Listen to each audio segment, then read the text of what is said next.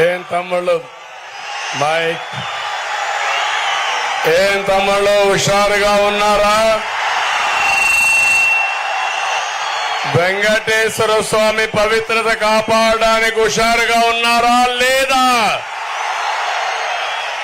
ఏమమ్మా ఆడబిడ్డలు హుషారుగా ఉన్నారా? తిరుపతిలో దొంగలు పడ్డారు. ఆ దొంగల్ని ఎదుర్కోవాలంటే ప్రజలు సిద్ధంగా ఉండాలి. ఈ తిరుపతికి వస్తే నాకెప్పుడు గుర్తొస్తుంది, ఇక్కడే పుట్టాను, ఇక్కడే పెరిగాను, ఇక్కడే చదువుకున్నాను. నా రాజకీయాలు ప్రారంభం వెంకటేశ్వర యూనివర్సిటీ నుంచి. మీ అందరి ఆశీస్సులతో రాష్ట్రంలో దేశంలో ఒక గుర్తింపు తెచ్చుకునే నాయకుడిగా ఎదిగాను. ఇప్పుడే పవన్ కళ్యాణ్ గారు చెప్పారు, పవన్ కళ్యాణ్ గారు నెల్లూరులో ఎక్కువ రోజులు ఉన్నారు. నిన్న పోయినప్పుడు పాత రోజులు ఒకసారి గుర్తు చేసుకున్నాడు. నేను అదే వారికి చెప్పాను, మీకు నెల్లూరు ఏ విధంగా పరిచయమో తిరుపతి గల్లీ గల్లీ నాకు పరిచయం. ఈ రోడ్లన్నీ తిరిగిన రోడ్లే. తమిళలో మీరు ఒక్కసారి నాది పునర్జన్మ 23 క్లేమోర్ మైన్స్ నా మీద బ్లాస్ట్ చేస్తే సాక్షాత్ వెంకటేశ్వర స్వామి నాకు పునర్జన్మనిచ్చాడు. అది మీ అందరి ఆశీస్సులతో సార్థకం చేసుకుంటానని మరొక్కసారి అందరికి విజ్ఞప్తి చేస్తున్నా. తిరుపతికి ఒక ప్రత్యేకత ఉంది. ఎన్టీ రామారావు గారు పోటీ చేసిన నియోజకవర్గం, చిరంజీవి గారు పోటీ చేసిన నియోజకవర్గం, నా సొంత నియోజకవర్గం. అంటే ఇక్కడే పెరిగాను. పవన్ కళ్యాణ్ గారు ఒక మాట అడిగారు, ఎట్టి పరిస్థితిలో తిరుపతి కావాలి అంటే నేను కాదనలేకపోయానని మీ అందరికీ విజ్ఞప్తి చేస్తున్నా. ఈరోజు పొత్తులో ధర్మంగా జనసేన అభ్యర్థి శ్రీనివాసులు గారు గుర్తు ఏంటి? గాజు గ్లాసు. సిద్ధమా తమ్ముళ్ళు? సిద్ధమా తమ్ముళ్ళు? సిద్ధమా తమ్ముళ్ళు? సిద్ధమా ఆడబిడ్డలు? గట్టిగా చెప్పండి, చెప్పండి. ఒకే విషయం చెప్తున్నాను మీకు, ఒక సామాజిక న్యాయానికి కట్టుబడినటువంటి ఈ కూటమి ఇక్కడ చూస్తే శ్రీనివాసులు గారిని పెట్టాం. అదే వైఎస్ఆర్ కాంగ్రెస్ లో టీటీడీ చైర్మన్ ఒకప్పుడు సుబ్బారెడ్డి, ఇప్పుడు కరుణాకర్ రెడ్డి, ఈవోను చూసిన ధర్మారెడ్డి, అధికార యంత్రాంగాన్ని కూడా ఇక్కడ మున్సిపల్ మేయరు పేరుకు వెనుకబడిన వర్గాలు గాని పెత్తన వ్యవధి తమ్ముళ్ళు అని మిమ్మల్ని అడుగుతున్నా. డిప్యూటీ మేయర్ అవునా కాదా? ఇది వెనుకబడిన వర్గాలకు అన్యాయం అవునా కాదా అని అడుగుతున్నా. అదే మాదిరిగా ఈరోజు వరప్రసాద్ గారు తిరుపతి ఎంపీ, భారతీయ జనతా పార్టీ, గుర్తేంటి తమ్ముళ్ళు అని అడుగుతున్నా. గుర్తేంటి? కమలం పువ్వు వికసించాలి. ఈరోజు వరప్రసాద్ గారికి కమలం పువ్వు కోటేస్తామని గట్టిగా చప్పట్లు కొట్టి హర్షాన్ని ఆమోదాన్ని తెలియజేయాలి. చంద్రగిరి ఎమ్మెల్యేగా పులివర్తి నాని తెలుగుదేశం సైకిల్ గుర్తు. ఏం తమ్ముళ్ళు సైకిల్ ఎక్కండి, గ్లాసు పట్టుకోండి, కమలం పువ్వు కూడా ముందర పెట్టుకోండి. 3 జెండాలతో రెపరెపలాడించమని మిమ్మల్ని అందరినీ కోరుతున్నాం. చేయాల్సిందిగా మిమ్మల్ని కోరుతున్నా. తమిళలో అడుగుతున్నా, ఈ తిరుపతిలో ప్రజానీకం ఈ అభివృద్ధి ఎవరు చేశారని నేను మిమ్మల్ని అడుగుతున్నా. ఎవరు చేశారని నేను అడుగుతున్నా. గరుడ ఫ్లైఓవర్ ఎవరు ప్రారంభించారు? పక్కన వచ్చే రోడ్డు చంద్రగిరి బైపాస్ ఎవరు చేశారు? తెలుగు గంగ నీళ్లు తీసుకొచ్చింది ఎవరు? ఐఐటి వచ్చింది ఎవరి వల్ల? 5 రెట్లు వచ్చింది. తమ్ముళ్ళు, తిరుపతిని ఒక చదువుల కేంద్రంగా తయారు చేయాలని దేశంలో ఉండే అన్ని ఇన్స్టిట్యూషన్ తీసుకొచ్చాం. ఇంకో పక్క ఈ తిరుపతిలో ఇండస్ట్రియలైజేషన్ ప్రాధాన్యత ఇచ్చాం.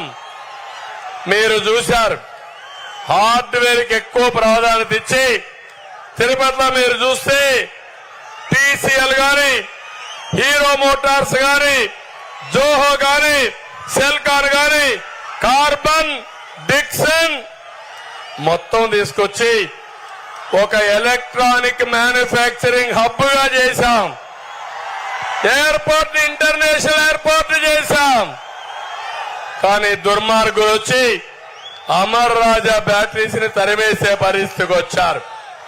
నేనుండే యువతను అడుగుతున్నా, తమిళలో వైఎస్ఆర్ కాంగ్రెస్ వల్ల ఉద్యోగాలు వచ్చాయా మీకు? డిఎస్సీ పెట్టారా మీకు? ఏపీపీఎస్సీ నోటిఫికేషన్ ఇచ్చారా మీకు? నేను ఒకటే హామీ ఇస్తున్నా,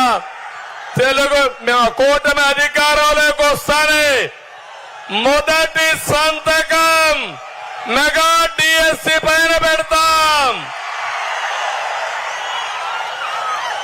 5 ఏళ్లలో 20 లక్షల ఉద్యోగాలు మీకు ఇచ్చే బాధ్యత మాది.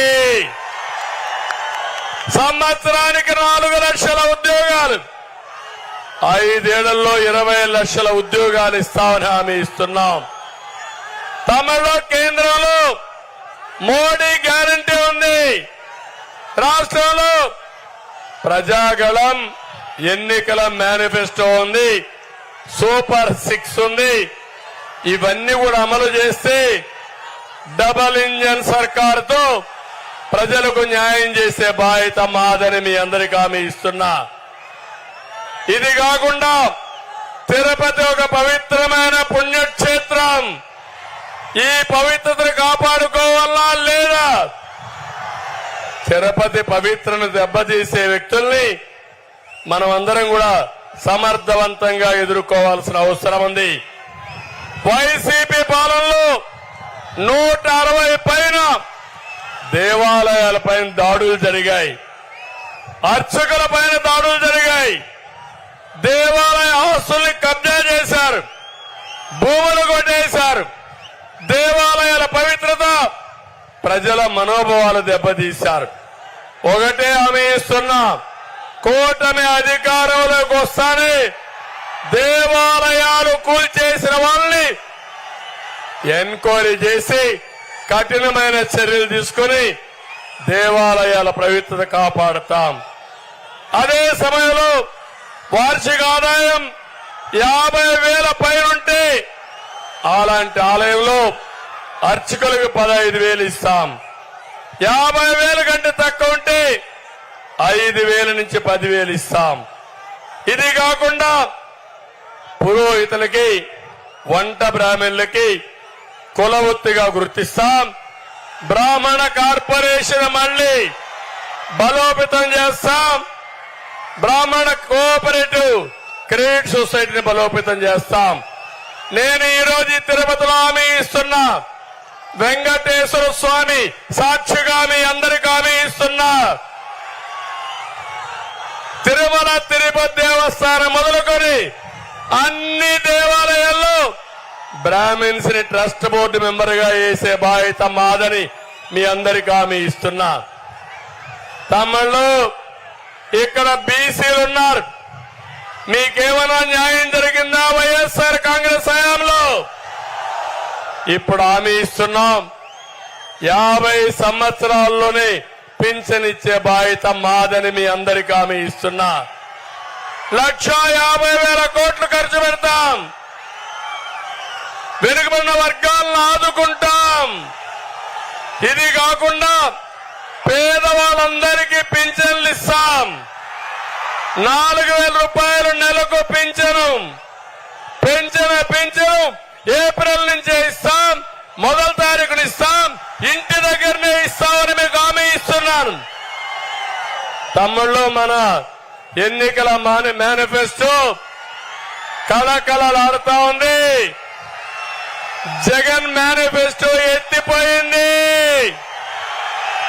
మీ ఉత్సాహం చూసినాక నాకు అనిపిస్తా ఉంది ఆ పార్టీకి డిపాజిట్ కూడా రావు. నేను అడుగుతున్నా, బాబాయిని గొడ్డలితో లేపేసే పార్టీ మనకు కావాలన్నా తమిళ్లు? కోడి కత్తి డ్రామా మనకు కావాలన్నా తమిళ్లు? గులకరాయి డ్రామా మనకు కావాలన్నా? ఏంటి అరాచకాలు? రాష్ట్రం అభివృద్ధి అంతా పడకేసింది, ఆదాయం పోయింది. ఎక్కడ చూసినా గంజాయి ఉందా లేదా అని అడుగుతున్నా. తిరుపతిలో గంజాయి ఉంది. ఈ గంజాయిలో వైఎస్ఆర్ కాంగ్రెస్ నాయకులకు వాటా ఉంది. అందుకే సమయం తక్కువ ఉంది, సబ్జెక్ట్ చాలా ఎక్కువ ఉంది. కానీ ఒక్క విషయం చెప్తున్నా, మళ్లీ పొరపాటున ఎవరైనా వైఎస్ఆర్ కాంగ్రెస్ కోటేస్తే మీ ఆస్తులు మీవి కాదు. ఈరోజు కొత్త చట్టాన్ని తీసుకొచ్చాడు, మీ ఆస్తుల మీద కన్నేశాడు. అందుకే మిమ్మల్ని అందరినీ కోరుతున్నా, తిరుపతి నేను పుట్టిన స్థానం. పవన్ కళ్యాణ్ గారికి సెంటిమెంట్ గా తిరుపతి పైన అభిమానం ఉండే ప్లేస్. ఇకపోతే నరేంద్ర మోడీ గారు తిరుపతిని ఎప్పుడు కూడా పవిత్రంగా భావిస్తారు. మేము ముగ్గురం కూడా ఒకటే హామీ ఇస్తున్నాం, తిరుపతిని ఒక పవిత్రమైన కేంద్రంగా నిలిపే బాధ్యత మాది. అందుకే మళ్లీ అడుగుతున్నా, 3 పార్టీల కార్యకర్తలకు విజ్ఞప్తి చేస్తున్నాను, తిరుపతి ఎంపీగా వరప్రసాద్ని, కమలం గుర్తుపైన తిరుపతి ఎమ్మెల్యేగా శ్రీనివాస్ గారిని, చంద్రగిరి ఎమ్మెల్యేగా పులివర్తి నానిని సైకిల్ గుర్తుకి ముగ్గురికి ఓటేసి గెలిపించమని మిమ్మల్ని అందరినీ కోరుకుంటూ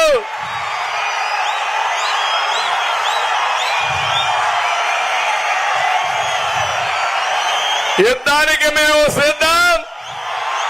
కురుక్షేత్ర యుద్ధంలో కౌరవ వధ తప్పదు. అందరికీ మరొకసారి మీరు కూడా సిద్ధమా తమ్ముళ్ళు? ఓకే, మీ అభిమానం చూసా, ఇప్పుడే అనిపించింది ఇక గెలుపు ఎవ్వరూ ఆపలేరు. అందరికీ ధన్యవాదాలు.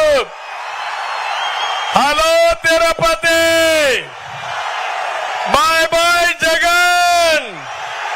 Hello Tirupati, hello Tirupati. ధన్యవాదాలు.